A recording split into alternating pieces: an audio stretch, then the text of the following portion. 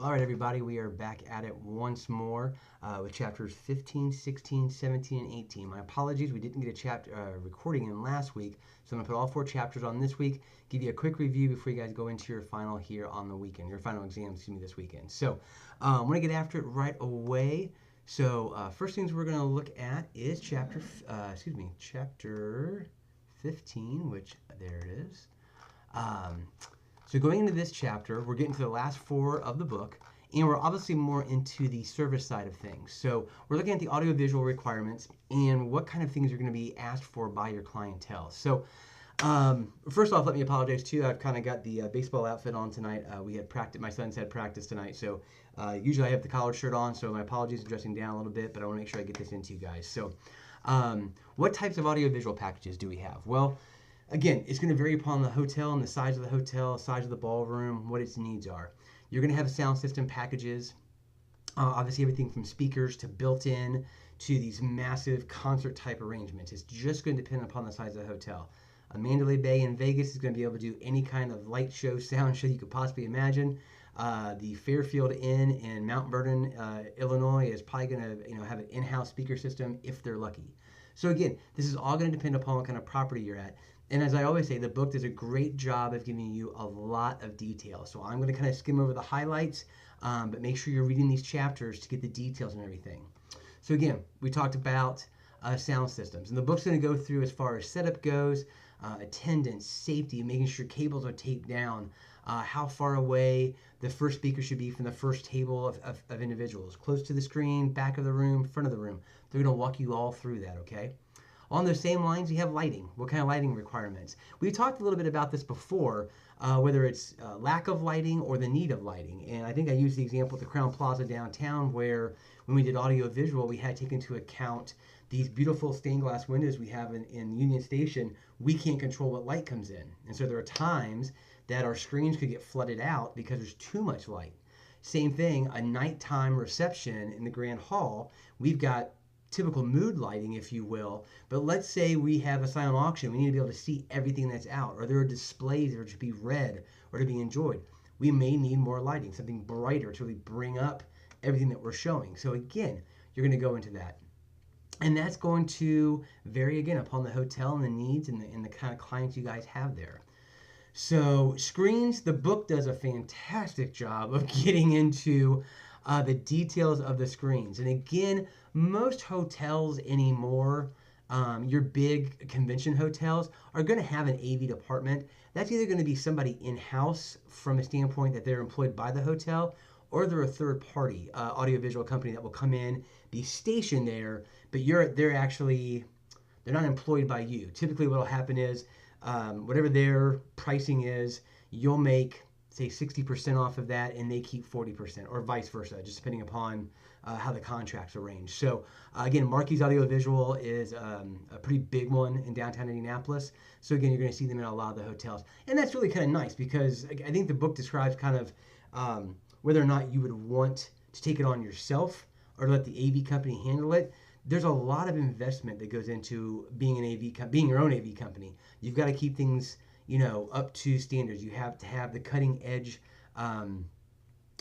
materials, again, speakers, LCDs, screens, what have you. If a third party does it, then they're in charge of kind of the hard materials, takes away the cost from the hotel as far as upkeep goes and wear and tear than having an expert on hand that we would have to train, as opposed to bringing in a third party and making a deal on how to split the revenues. So again, projectors, it's amazing now, guys, what these things can do, how far they can shoot from across the room, how big some of these rooms are. The stronger that the LCD projectors are, the more they cost. To keep that in mind as you're talking to your clients. The typical kind that you would use in a boardroom, fairly inexpensive. Something in a room that's 25,000 square feet is going to be very expensive because again, the strength and power that they have to have. So, and again, the book does a fantastic job of kind of laying that out for you guys. There are a lot of different things from an AV standpoint, a lot of unique things that, I should say unique, they were unique probably 10 years ago, but they're becoming more commonplace all the time. Interpretation, having a multilingual client base that, you're having to have an interpreter. you may have to have somebody sign language from a standpoint that we've got hearing impaired in the audience, and they have to get the message as well. So these are going to be. I always like to be that resource. So I want to have people I can turn to fulfill these kind of needs. Yes, the client can find them on their own. No, it's not expected of all hotels to have this. But if the client asks, you want to be the one that serves them. So you want to make sure you have those kind of entities to reference to refer the client to, if you will.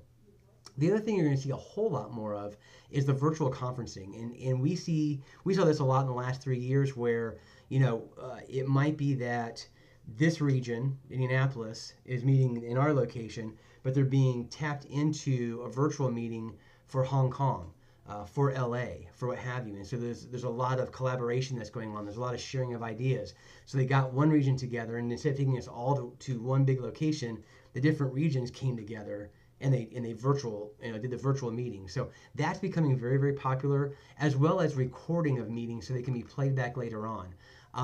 As you guys know, webcast, podcast, what have you, that is becoming a very huge norm.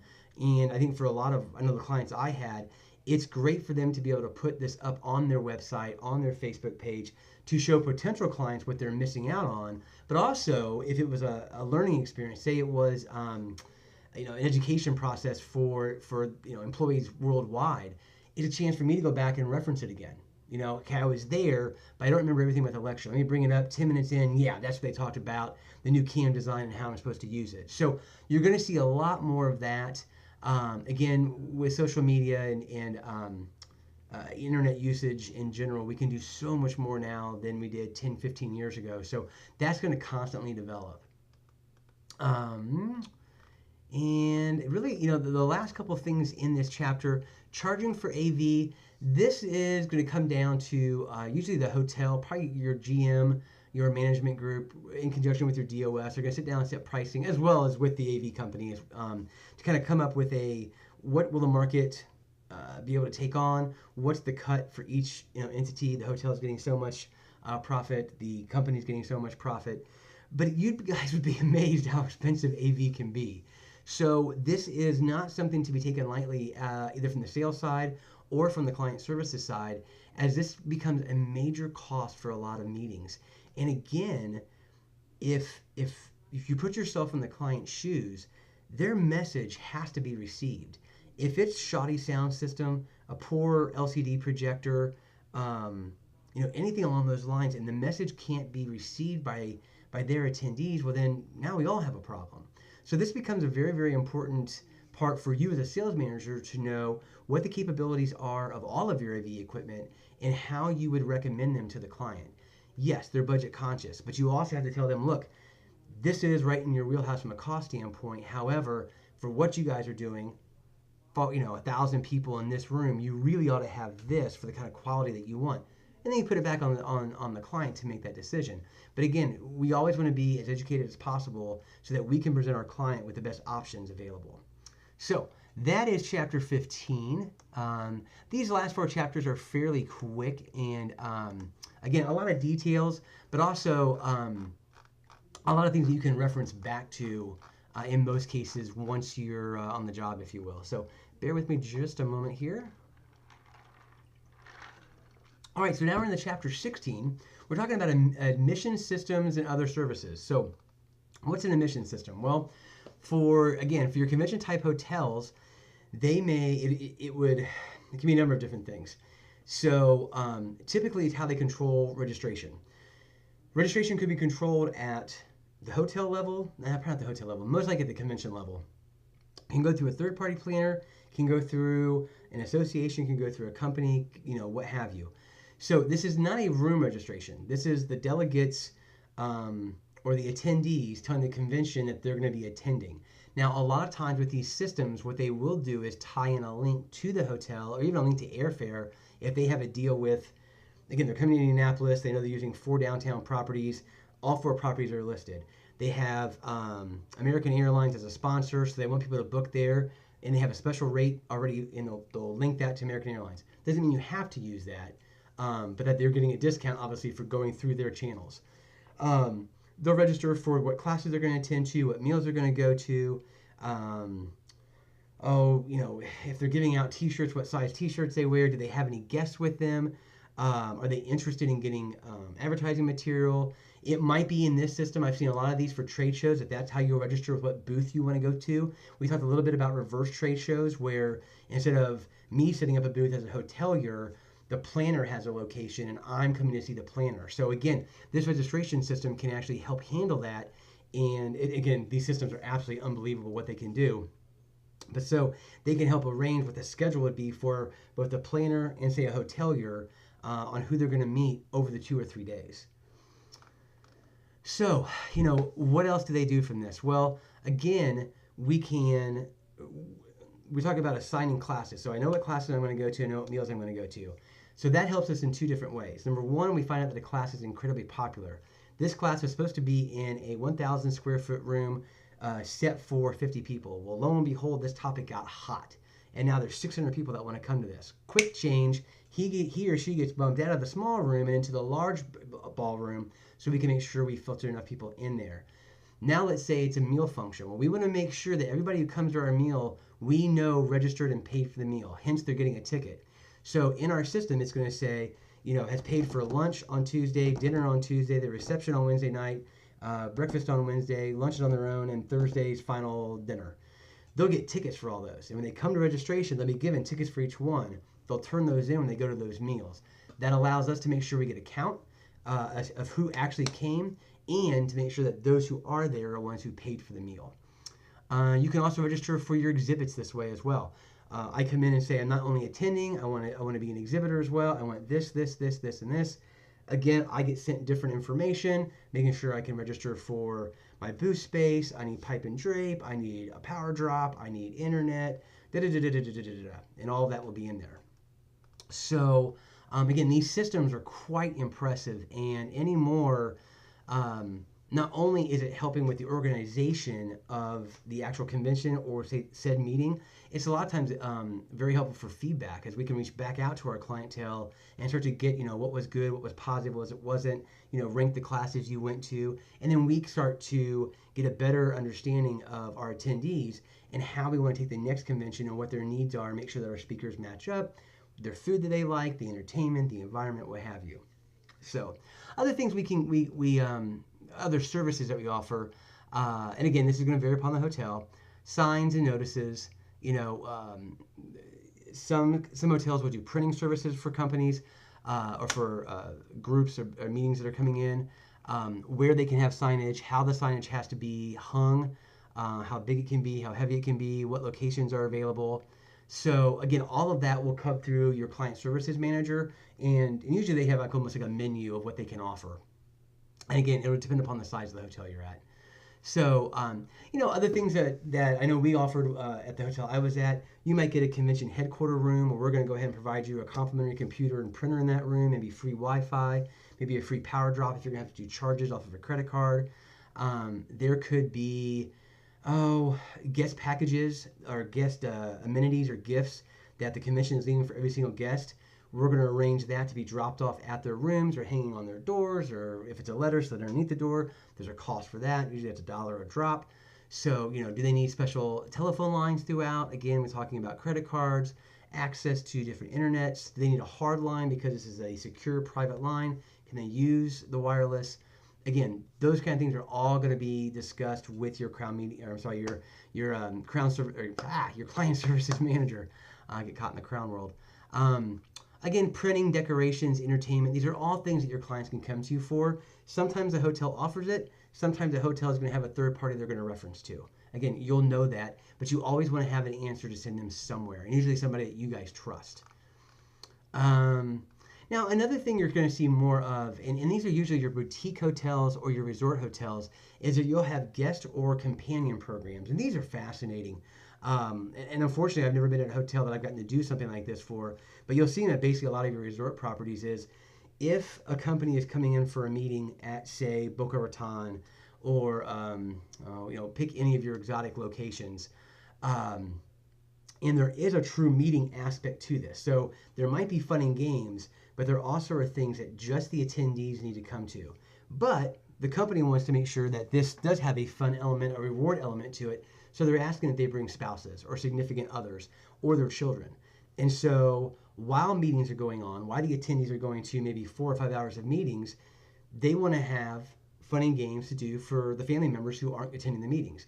This could be golf, tennis, horseback riding, excursions, shopping trips, you name it. Let your imagination run wild. And so they're offering these side things while the attendees are going to the meetings. And then a lot of times what happens is when the meetings are over, everybody gets back together and there's usually some sort of fine dinner, reception that everybody's invited to. Could be something that's authentic to that location. Think luau in Hawaii. We got to go to Cancun one time, and of course everything had a Hispanic feel, kind of that history, mariachi bands and those kind of things. So you'll see these companion programs, and it's very intense and it's very labor intensive. And these resorts will hire some of the best meeting planners that they'll actually have in-house to help set these programs up. So absolutely fascinating. And again, if any of you get to attend any of those kind of things, I am envious of you because they're an absolute blast. So there's chapter 16. As I said, these are going to go by pretty quickly. So let me pull up chapter 17 here real quick. And chapter 17 really gets in depth when it comes to exhibits and trade shows. Now again, a lot of your hotels will not delve into this because they will either A, not be large enough, or B, will have a convention service or convention center that would handle most of this. However, places like the JW Marriott here in town, if you go to Chicago, Dallas, Houston, Vegas, New York, LA, Orlando is a big one. Atlanta has a very huge convention area. Those hotels are big enough that they can handle small to medium-sized conventions. And so within the hotel, you'll have kind of a convention center staff, and they're going to handle things like trade shows, like exhibits, the booths, how we plan it. You may have, and again, the book is in a great detail, kind of laying out what types of positions you could have and what the needs are. Again, it's going to vary on the size of the property and the size of the shows that they're going to handle. So again, for instance, a trade show manager or exhibit personnel, they're going to handle everything from beginning to end. So client comes in them and says, here's the convention we want, here's the layout, I want X number of booths that are 8 by 8, I want islands that are 10 by 10, I want corners that are 12 by 12, because in their world, they're going to sell those at different price levels, right? The bigger, the more it's going to cost. Certain location, the more it's going to cost. So the hotel is going to lay all that out within their ballroom space, do the diagram, get with the client, say, here's your layout, here's what it looks like. Boom, now we're going to go sell it. Now, then the hotel has to obviously present the client, hey, here's your laundry list of things we can provide. Shipping and receiving, booth setup, some things we talked about, Wi-Fi, the ability to charge, drop phone lines, drop power lines. Are you going to have food here? There could be an issue with that. Is there going to be certain displays that are set up? There are certain things we can and can't do here. We have fire codes. We have, certain space requirements. If you're going to have a certain type, you can have food shows. Now we're cooking. Okay. Now we've got hot oil. Now we've got grease. Now we've got fire. We've got all kinds of things. Those all have to be taken into consideration, and your trade show managers are going to be able to handle all that, and they're going to work with the client to lay it all out. Everything from the basic stuff. Again, printing. You get on site and you realize, hey, I need to print out some more forms. I ran out. They may have a printing center right there. Signage. Can you hang it? Do they have to hang it? Does the client who's running the trade show, are they bringing the signage? Where is it going to be hung? Ceiling, ground level, eye level? Are they standalone? Do we have to have an egress area? You can't be by this door. You've got to have so much hallway space. Some of the stuff you have to think about is absolutely unbelievable. And the organization it takes for this is impressive. But again, florist, flowers, audio visual, we've already talked about who your booth personnel are. How do we credential everybody? Imagine having a trade show with 50 booths and all of it's being shipped in. Think shipping day isn't a little bit of a concern for any hotel or convention center? There's probably hundreds of thousands of dollars in either merchandise, booth setups, what have you, that have to be secured. Who's allowed in? How do we tag them? How do we know? When can I come set my booth up? When am I allowed on the floor? All of this has to be considered as you're putting everything together. So again, those layouts will be the early stages, and then we start working on the particulars. And they're going to have a timetable of when certain things have to happen. They're going to have requirements for the event producer to say, okay, certain personnel got to be credentialed in this way. Your booth people have to be credentialed in this way. Here's, again, we get that layout. Here's the access area that only this credential is allowed to. Here's the access area that everybody's allowed to. All this has to be thought out. Security, obviously, is a huge deal. What are our hours? The trade show is going from here to here. That's great. That means setup has to go from here to here and tear down from here to here. And now I, as a hotel, have to schedule my staff accordingly. I have to schedule my security accordingly. We have to schedule drop-off and pickups for shipping. Because when this trade show ends, everybody breaks down their booths. They put it back in the boxes. They tag it with a UPS label or a FedEx label, and boom, they want it sent. In-house people are going to take it, get to the shipping area, and make all the phone calls to get the pickup and drop-off taken care of. All of that's got to be figured out by the convention center and or the hotel if they're big enough. Billing. Imagine what the billing is like on this. 50 vendors. We need to know what they want. And the client who's running the trade show doesn't want to be billed. Build the vendors individually. So everybody who has a booth is going to get billed for pipe and drape. We drop down carpet. They're going to get billed for that. They're going to be billed for labor. They got electricity, they got lighting, and I'm going to have a checklist of their bill, and I got to know what each one got, okay? Incredible organization. Like I said, it's fascinating to watch this, you guys, because it is, and the good ones do it seamlessly. I mean, absolutely seamlessly.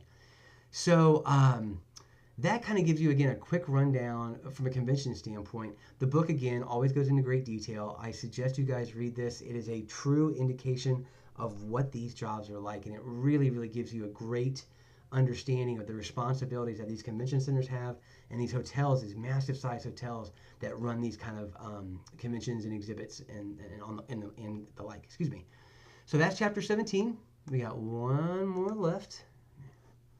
Here we go. All right, chapter 18 kind of wraps it all up in a nice bow, and it's convention billing and post-convention review. So we're talking about convention billing. I'm going to throw in and say you can do the same thing with meetings. A lot of times you're going to have a post-con, if you will, post-convention, post-meeting.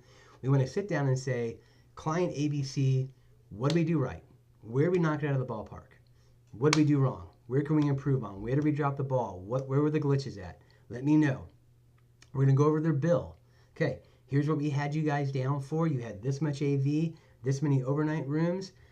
You had this many power drops. You had this. These rooms had to be flipped and reset. Here's a charge for that. We're going to go through everything. Food and beverage. This was on consumption. This was per person. Here's all the layout. Now at the end of it, we want to make sure that everybody goes through it and says, yep, these numbers look fine. It's what we talked about. It's what we expected. We're all good. Okay? So that review, again, is a fantastic time to talk about what we can do better, because we always want to hear feedback. It's a great time to sell them on next year, especially if you're knocked out of the ballpark. This is the time the sales manager definitely wants to come in and say, hey, it sounds like everything went fantastic. What does next year look like? Can we get this back? Is this a yearly kind of thing? Is this a monthly kind of thing? Is it a bi-monthly? Whatever. Did we do a good enough job to win your business a second time? And let's see if we can get you guys on the books. They might talk about gratuities at this time. Hey, these 4 people, this bartender was unbelievable. Your client services manager was there. Every time I turned around, I needed them. Boom, they were there. This front desk guy went above and beyond to make sure that all of our amenities got dropped in a timely manner. And they might start saying, we want to add an extra gratuity here. We've got a gift for this person. And they'll go through that. Wonderful. It's the best part of the job to hear when your staff really knocked it out of the ballpark. And that will happen during these post-cons as well. So, at the same time, if there are anything in the contract that wasn't met, we're probably going to talk about it now. Hey, we didn't meet our food and beverage minimum, okay? You guys signed a contract, said you were going to get $30,000 in food and beverage. You got 29. We're tacking on the extra 1,000, so you're going to be charged for that. Hey, your attrition clause kicked in. You booked 100 rooms. You were supposed to at least use 80 of them. You used 70. Here's the penalties that are going to come in place. Post-con does not, it can be, you don't ever want it to be obviously adversarial, but sometimes you have to give unfortunate news. if we've done our due diligence, if we have kept in contact with our client throughout the entire process, throughout the entire meeting, this will not be a shock to anybody, right? We will have been discussing this with them. They would have known their pickup in advance. They would have known where they were from a food and beverage standpoint. So again, this should still be more of a rehash and just making sure all the I's are dotted and the T's are crossed, if you will. So that is kind of it. So guys, that is our last chapter. We are all good. I'll be grading assignments this week. We'll have all your grades up to date. Best of luck on the last test. And as always, feel free to reach out to me with any questions. And we'll go forward from there. It's been an absolute pleasure, guys. Thank you, and best of luck.